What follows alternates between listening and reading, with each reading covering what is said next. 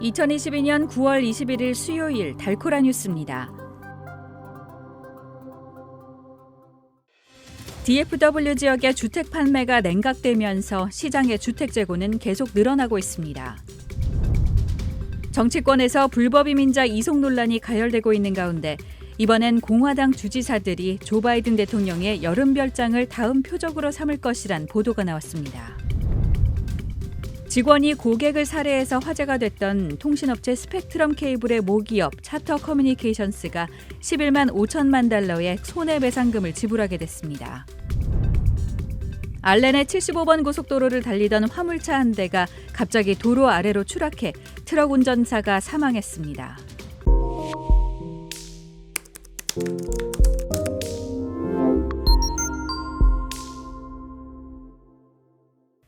DFW 지역의 주택 판매가 냉각되면서 시장의 주택 재고는 계속 늘어나고 있습니다.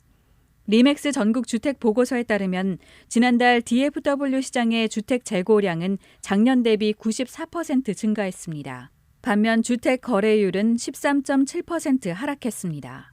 지난달 DFW에서 거래된 주택 수는 1,635채였고 이는 작년 동월보다 9,182채 감소한 겁니다. 현재 집들은 평균 30일 만에 팔리고 있는데 평균 23일 걸리던 1년 전보다 기간이 55% 늘어났습니다. 8월의 DFW 주택 중간 가격은 40만 5천 달러로 1년 전보다는 14.1% 높았지만 전달인 7월보다는 2.2% 낮았습니다. 지난해 8월의 DFW 주택 중간 가격은 약 35만 5천 달러였습니다. 정치권에서 불법 이민자 이송 논란이 가열되고 있는 가운데 이번엔 공화당 주지사들이 조 바이든 대통령의 여름별장을 다음 표적으로 삼을 것이란 보도가 나왔습니다. 카린 장피에르 백악관 대변인은 어제 브리핑에서 불법 이민자들을 태운 비행기가 바이든 대통령의 여름별장에 있는 델라웨어주 레호보스 지역으로 이동하고 있다는 보도와 관련해 비행기에 대한 소식을 들었다고 말했습니다. 의회 전문 매체 더힐은 그동안 텍사스와 애리조나, 플로리다에서 워싱턴 DC, 뉴욕, 시카고로 약 13,000명가량의 불법 이민자들이 이송됐다고 보도했습니다. 직원이 고객을 살해해서 화제가 됐던 통신업체 스펙트럼 케이블의 모기업 차터 커뮤니케이션스가 11억 5천만 달러의 손해배상금을 지불하게 됐습니다.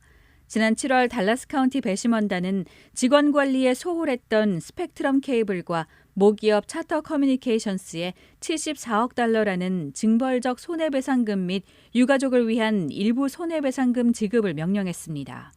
하지만 텍사스 법원은 지난 월요일 배심원단이 앞서 판결한 70억 달러 이상의 징벌적 벌금은 감액했습니다. 다만 차터 커뮤니케이션스가 고객을 살해한 직원에 대한 책임은 있다고 판결했습니다. 이에 11억 5천만 달러의 대부분은 민사소송에서 제기된 유가족 손해배상이 될 것으로 보입니다. 알렌의 75번 고속도로를 달리던 화물차 한 대가 갑자기 도로 아래로 추락해 트럭 운전사가 사망했습니다. 어제 오후 알렌의 스테이시 로드와 75번 고속도로가 교차하는 다리에서 대형 화물 트럭이 추락하는 사고가 발생했습니다. 당시 주변 차량에 잡힌 영상에 의하면 사고 트럭이 75번 고속도로 아래로 추락해 스테이시 로드로 떨어졌고 이후 화염에 휩싸인 것으로 확인됐습니다. 이 사고로 알렌을 지나는 75번 도로 북쪽 방향 수마일에 걸쳐 심한 교통정체가 발생했습니다. 오늘의 단신입니다.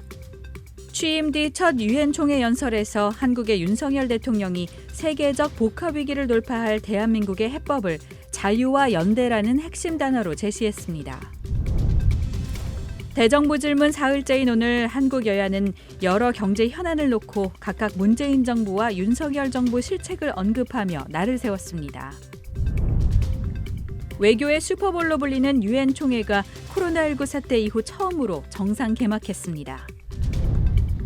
우크라이나 침략과 관련해 블라디미르 푸틴 러시아 대통령이 군 부분 동원령을 발동했습니다.